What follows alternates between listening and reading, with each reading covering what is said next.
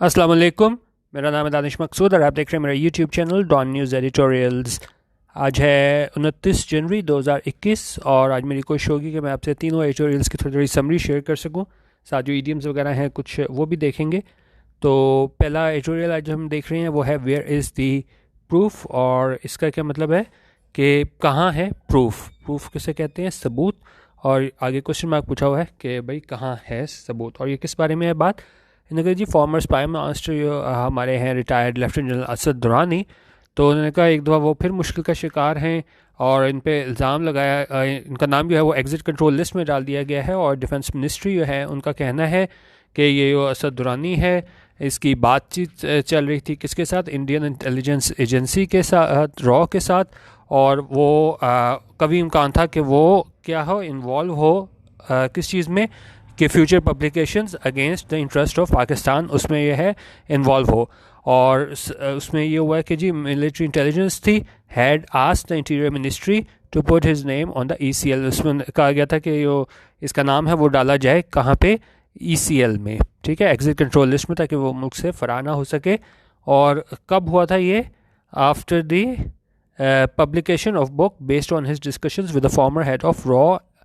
and he was accordingly put on the ECL in 2018।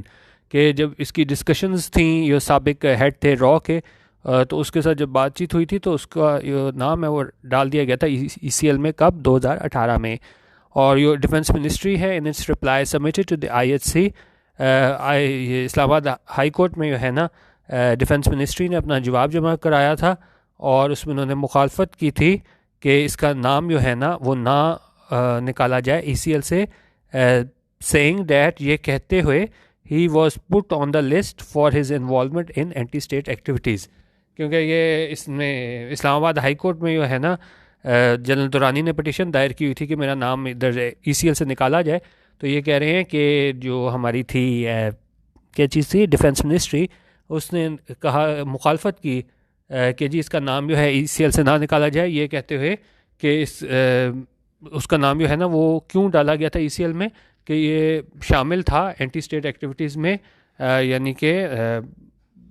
इस मतलब state के ख़िलाफ़ जो है ना एक्टिविटीज़ में मशगूल पाया गया था, तो इसलिए इसका नाम उस डाला गया था ECL में। अच्छा, अब बेसिक और चीज़ क्या थी कि एक बुक थी जिसने इस जनरल को जो है वो मुश्किलात में डाला था, ठीक है। और जो बुक थी उस वो क्या कह रहे हैं कि जिसकी वजह से ये मुश्किलात का शिकार हुआ है, may have raised some eyebrows for its central theme. अच्छा, अब रेज्ड आईब्रोज क्या होता है, इडियम हम देख लेते हैं कि जब कोई दूसरे बड़े लोग जो है ना, कोई आप ऐसा काम करो, मोस्टली उसमें यूज़ होता है नेगेटिव सेंस में, कि कोई आप ऐसा काम करो या बड़ा हैरान कर देने वाला हो, या दूसरे को बड़ा शॉक में मुब्तला कर दे, दूसरे को बड़ा सरप्राइज़ कर दे, या बड़ा ऑफेंसिव हो, अनकन्वेंशनल हो, गैर रिवायती हो, ठीक है, तो वो हम कहते हैं जो है रेज सम आईब्रोज। तो ये भी वो बुक थी जिसने उसको मुश्किलात में डाल दिया, तो उसने भी क्या है, may have raise some eyebrows for its central theme. और इसमें था क्या सेंट्रल थीम में? ये अगर हम देखें, two former heads of ISI and रॉ speaking about the Pakistan India relationship, के वो साबिक हेड थे ISI रॉ के, वो बातचीत कर रहे थे पाकिस्तान इंडिया रिलेशनशिप के बारे में और रिलेटेड टॉपिक्स के बारे में। However there is hardly anything in the book that may be categorize as state secret. लेकिन उन्होंने कहा इसमें कोई भी ऐसी चीज़ नहीं थी जिसको हम कह सकें कि ये क्या है, स्टेट सीक्रेट हो। उनमें there are opinions and analysis of the two former spy chiefs, और उसमें क्या थे, ओपिनियंस थे, एनालिसिस थे, तज्जिए थे इन दोनों साबिक स्पाई चीफ्स के, बेस्ड ऑन देयर एक्सपीरियंसेस, जो भी इनके तजर्बात थे उसकी बुनियाद पे जो है ना उन्होंने बातचीत शेयर की थी in this highly sensitive petitions. But it is fairly clear that general Durrani has leaked no national secrets. क्योंकि इसमें कोई शक नहीं कि उन्होंने कोई भी नेशनल सीक्रेट्स जो है ना वो क्या है, राज अफशा नहीं किए थे। अच्छा, अब सब्सिक्वेंटली ये क्या कह रहे हैं, अब सब्सिक्वेंटली बाद में क्या हुआ, he also authored a book of fiction that too does not spill any beans to so to speak. उन्होंने कहा उसने जो बुक लिखी थी फिक्शन की, उसने भी नहीं किया था spill any bean. Spill any bean क्या होता है? स्पिल एनी बीन होता है to reveal secret information accidentally और मिलिशियसली, जब आप कोई सीक्रेट इन्फॉर्मेशन जो है ना वो बाहर लोगों के सामने ले आओ तो हम कहते हैं जी स्पिल एनी बीन्स। तो उन्होंने कहा इसने भी स्पिल एनी बीन्स नहीं किए थे, यानी कि कोई भी सीक्रेट इन्फॉर्मेशन ये बाहर नहीं लेके आया था अपनी किताब के ज़रिए। ठीक है, अच्छा, it is there for surprising, इसलिए वो कह रहे हैं कि ये बहुत क्या था, इसको आप कह लें कि ये क्या था, एक minute, it is there for surprising, इसलिए बड़ा हैरान कुन था, that the state had reacted so harshly to the two books, कि स्टेट ने इतना हार्शली है ना वो रिएक्ट किया इन दो बुक्स के बारे में, एंड इनिशिएटेड, और शुरू कर दिया क्या, प्यूनिटिव एक्शन। प्यूनिटिव एक्शन हमारे पास क्या होता है, प्यूनिटिव एक्शन हमारे पास होता है इन्फ्लिक्टिंग और इंटेंडेड एज पनिशमेंट। जब आप किसी के खिलाफ कोई पीनल एक्शन लेते हो, डिसिप्लिनरी एक्शन लेते हो, तो उन्होंने कहा ये ऐसी दो किताबें थी जिसमें कहीं भी नहीं लगता था कि इसने कोई स्टेट सीक्रेट जो है ना वो बाहर अफशा किया है, लेकिन उन्होंने कहा कि बड़ा हार्शली ट्रीट किया स्टेट ने इन दो बुक्स के बारे में, और इसके खिलाफ जो है वो प्यूनिटिव एक्शन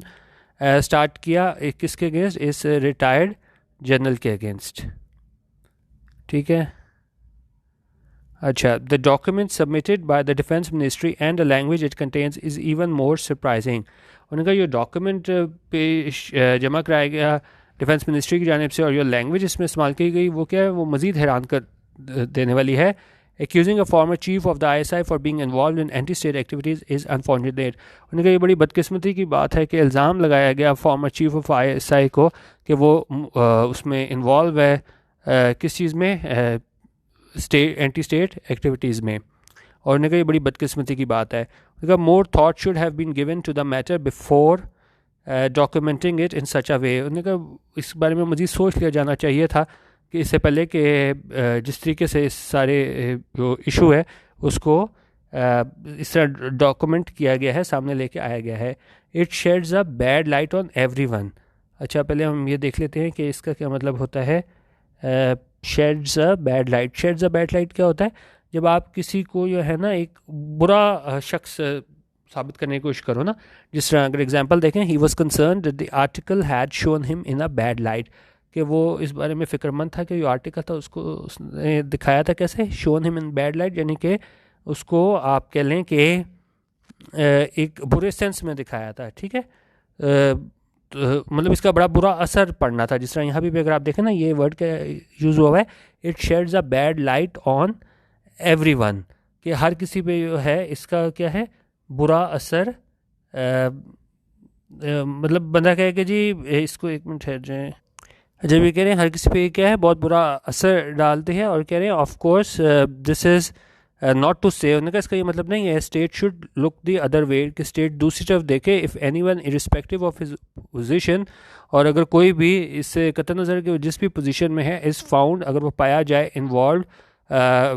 किस चीज़ में मशगूल पाया जाए, in activities that are detrimental to the national interest, ऐसी एक्टिविटीज़ में पाया जाए जो कि नुकसानदेह हैं किसके लिए, अगेंस्ट नेशनल इंटरेस्ट के। In this case however such a serious acquisition should be backed by solid evidence. उन्होंने कहा इस सारी सूरत हाल में क्या है, एक सॉलिड एविडेंस होना चाहिए था, अगर वाकई हम कहते हैं कि भाई इसने ऐसा किया है और ये एंटी स्टेट एक्टिविटीज़ में मुलविस रहा है। अच्छा, अब इसमें एक ईडियम रह गया था हमारे पास, वो था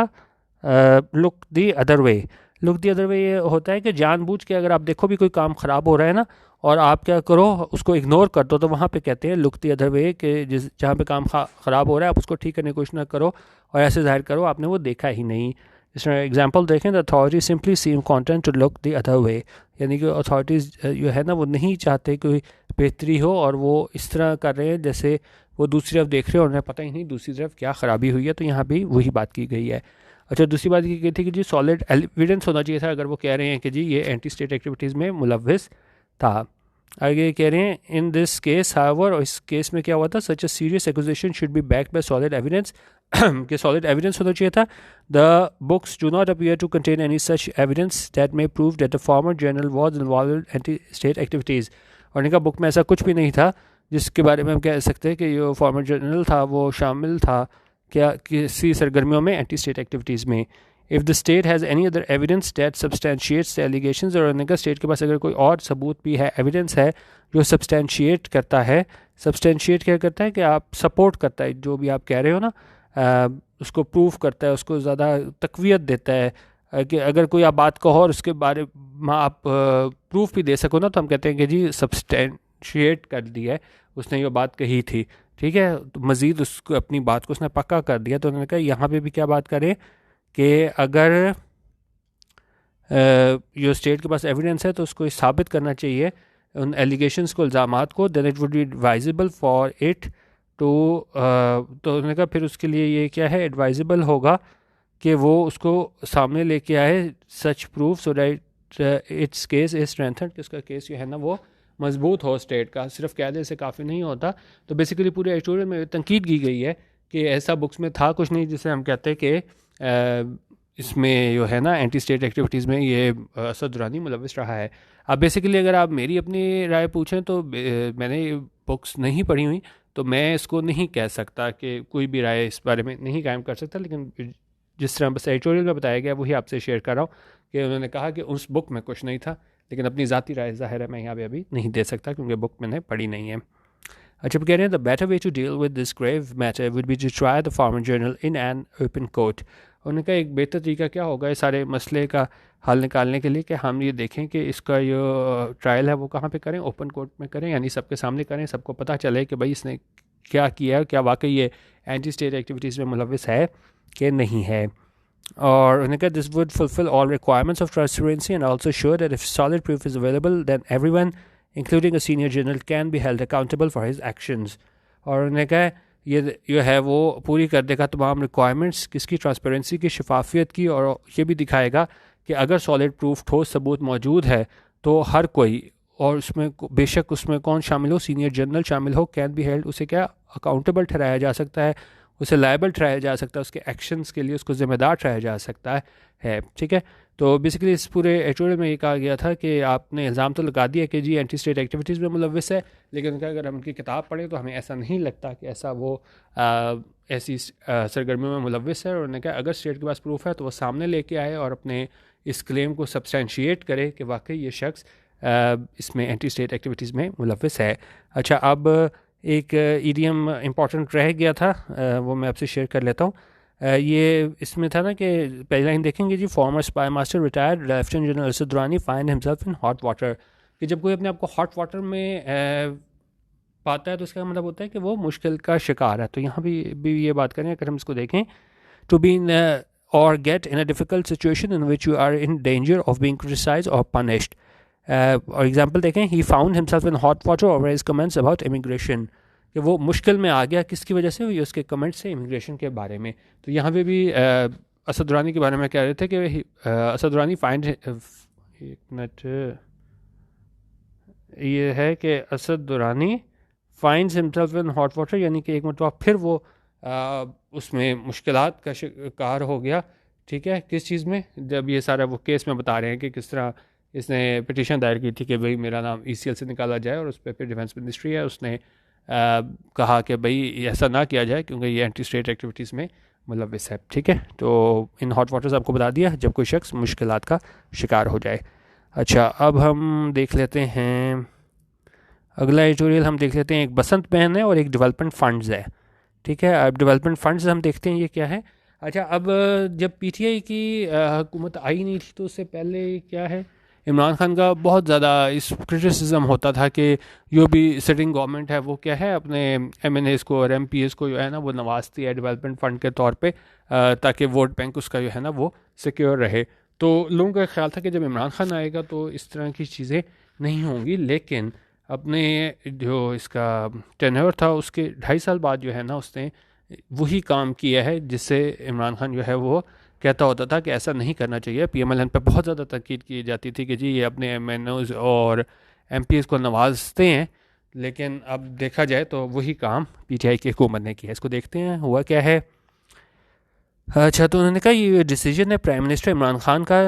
कि उन्होंने दिए हैं ₹500 बिलियन किस की चीज़ की मद में, डेवलपमेंट फंड्स की मद में, to each federal and provincial lawmaker, तो ये फेडरल और प्रोविंशियल लॉ मेकर को दिए हैं of his party for carrying out schemes in their respective constituencies, के वो अपनी कॉन्स्टिट्यूंसीज में जो है ना वो ये क्या करें, स्कीम्स में ये पैसा लगा सके, may not have attracted much attention. तो उन्होंने कहा इस बात में लोगों को इस बात ने लोगों को बड़ा हैरान ना किया होता, लेकिन क्या हुआ है, however considering the PTI's previous stance, लेकिन ये देखते हुए जो पीटीआई का पहला स्टांस था किस चीज़ में, इस सारे इशू के बारे में, the move was bound to raise many eyebrow. तो इस जो मूव थी और फैसला था उसने लाजिम था कि वो क्या है,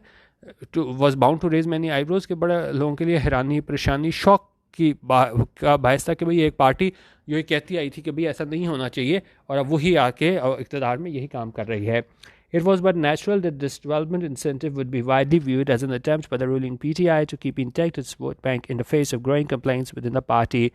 और ने कहा ये जो था ये इंसेंटिव दिया गया था, उसको कैसे देखा गया कि ये एक अटैम्प्ट है, एक कोशिश है रूलिंग पार्टी पीटीआई की जानिब से to keep intact its vote bank, वो अपने वोट बैंक को इंटैक्ट रखे,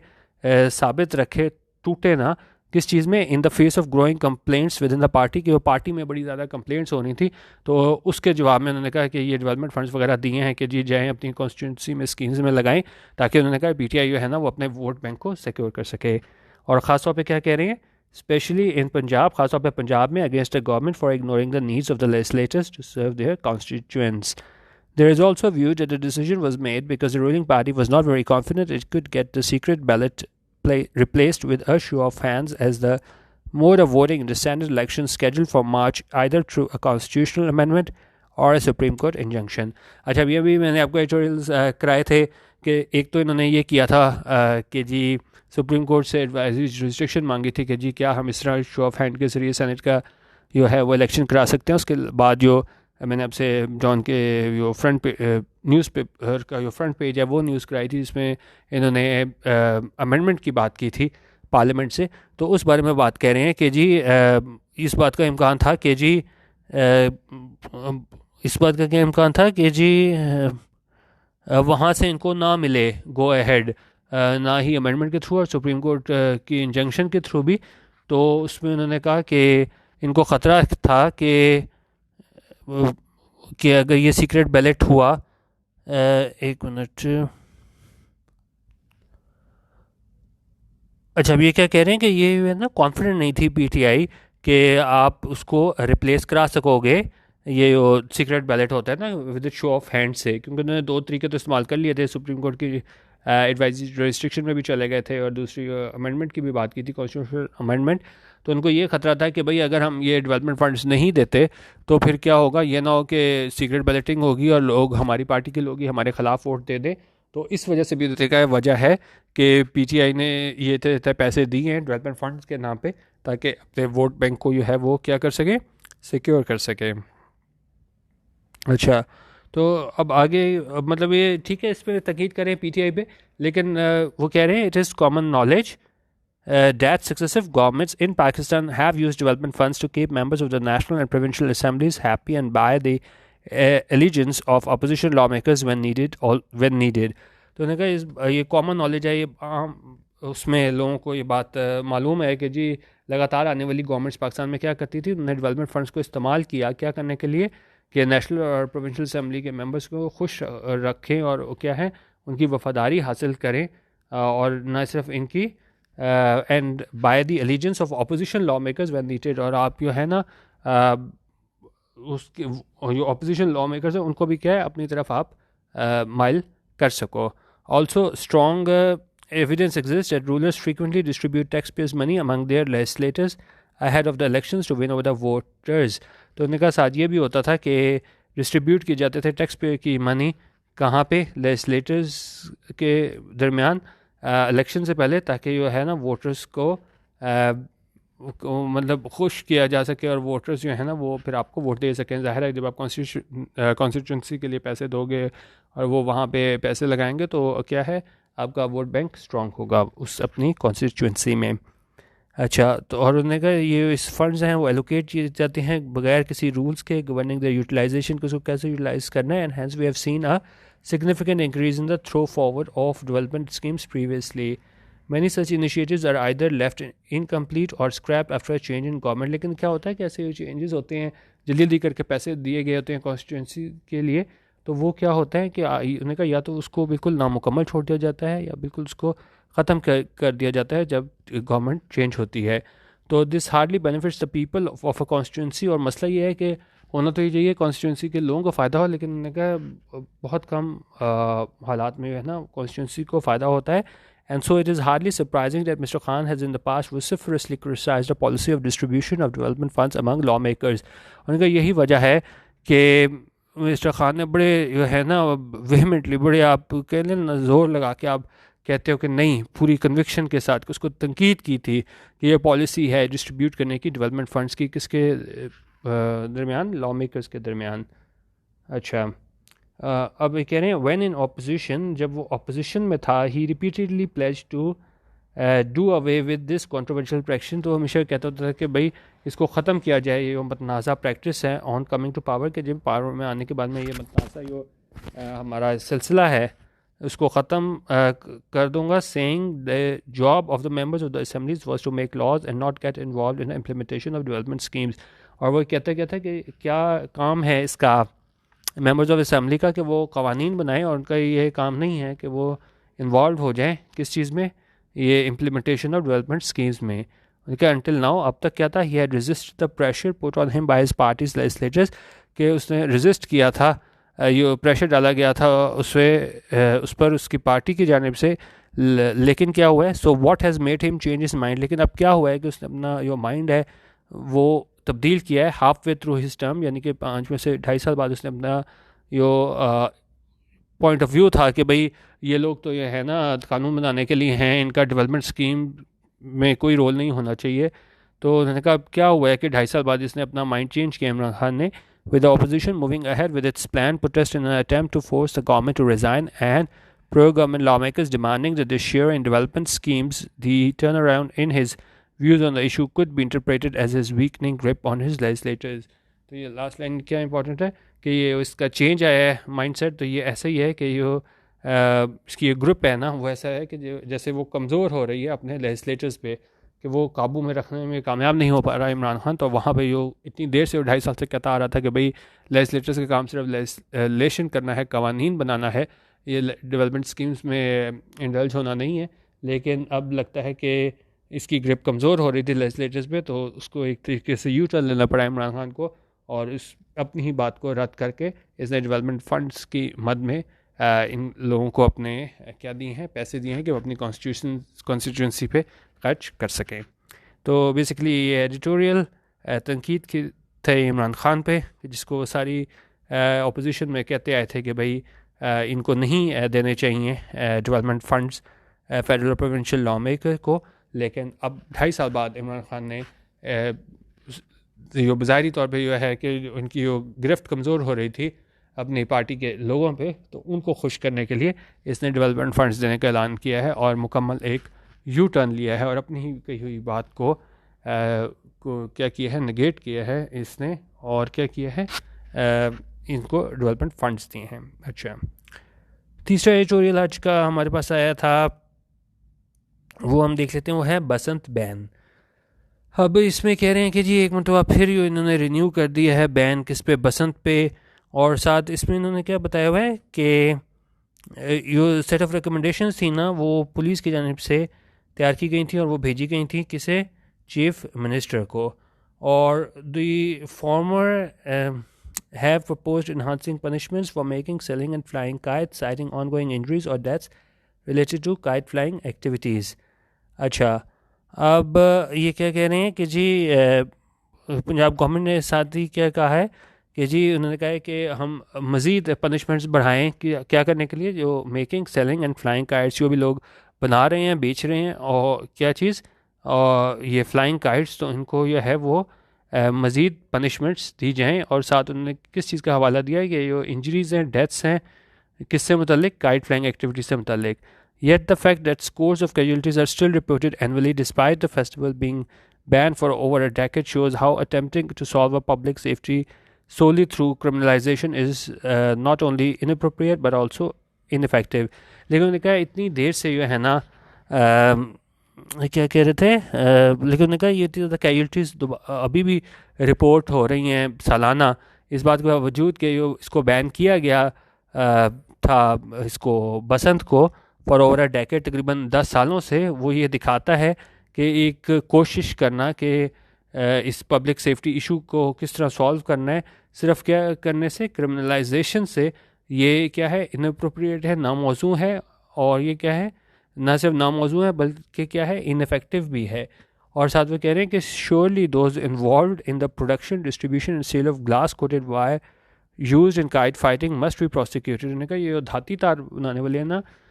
उसकी डिस्ट्रीब्यूशन करते हैं, सेल करते हैं, तो उनका उसको तो ये क्या है, मस्ट बी प्रोसिक्यूटेड, उनके खिलाफ मजीद ज़रूर केस चलाना चाहिए। But does it merit blanket ban on centuries old festival that many consider a part of our cultural DNA। लेकिन उन्होंने कहा ये जो आप कर रहे हो कि आप ब्लैंकेट बैन, मुकम्मल बैन लगा रहे हो ये सेंचुरीज ओल्ड फेस्टिवल पे, तो जिसे बड़े लोग अपना क्या समझते हैं, part of our cultural DNA। अब ये कि इसमें उन्होंने बात की, उन्होंने कहा है कि जी ये सेल है फ़रोख्त किसकी, nylon and metal wire can be regulated. उन्होंने कहा इसको रेगुलेट किया जाना चाहिए और रूल्स बनाने चाहिए। और साथ में कह रहे हैं कि जो लोकल अथॉरिटीज़ हैं अर्बन एरियाज़ में वो डेजिग्नेट कर सकते हैं, मुख्तस कर सकते हैं किस चीज़ के लिए, spaces for kite flying and hold awareness raising campaigns. ठीक है, उन्होंने कहा वो डेजिग्नेट कर सकते हैं, मुख्तस कर सकते हैं स्पेसेस जहाँ पे काइट फ्लाइंग हो, और साथ अवेयरनेस फैलाने के लिए क्या कर सकते हैं, कैंपेन्स ला सकते हैं ताकि प्रमोट करें रिस्पॉन्सिबल एक्टिविटीज़, इंश्योर करें, यकीनी बनाएं safety of participants and the public. ठीक है, और साथ बेसिकली इसमें यही बताया गया कि जी बैन दोबारा लगा दिया तो आप ये ब्लैंकेट बैन ना लगाओ, क्योंकि उन्होंने कहा कि इतनी देर से जो बैन लगा हुआ है तो फिर भी हमें कैजुअल्टीज़ नज़र आती हैं, तो उन्होंने कहा आप उनको ज़रूर सज़ा दो जो ये धाती तार बेचने में और उसकी डिस्ट्रीब्यूशन में मतलब मशगूल हैं। अच्छा, और इसमें आगे हम मज़ीद अगर हम देख लें, अगर हम लास्ट से अगर पढ़ें तो ये क्या कह रहे हैं कि जी, अच्छा अभी कह रहे हैं जी, sadly contrary to the heady early days promise of safely reviving this vibrant tradition, the PTI-led provincial government has resorted to upholding the decidedly rap convention of banning outright what they merely requires better regulation and governance। उनका वो चीज़ जो है ना जिसके लिए आप वो क्या है कोई रेगुलेशन और गवर्नेंस के ज़रिए आप जिसको ठीक कर सकते थे, लेकिन PTI लेड गवर्नमेंट ने भी क्या किया है, एक मुकम्मल बैन लगा दी है, आउटराइट बैन लगा दी है इस पे, बसंत पे। और कह रहे हैं and though this benefits the religious right it is worth asking what cost Punjab citizen are being made to relinquish Basant. उन्होंने कहा अब ये पूछना बनता है कि क्या कॉस्ट जो पे कर रहे हैं पंजाब सिटीजन्स क्या करने में ये इन्होंने छोड़ दिया है बसंत का त्यौहार। Where once the advent of spring was celebrated with colorful skies। उन्होंने कहा जब पहले क्या होता था कि स्प्रिंग में जो है ना उस टाइम पे सेलिब्रेशन हमें देखने को मिलती थी कलरफुल स्काई से, अब क्या होता है but now the passage of time is marked by the gloomy grey horizon of smog season further down the calendar. और अब हमें क्या है उस टाइम पे ये स्मॉग देखने को मिलती है, धुंध देखने को मिलती है हॉराइजन पे उस टाइम पे। ठीक है, तो उन्होंने कहा एक वक्त पे हमें जो है वो क्या देखने को मिलता था,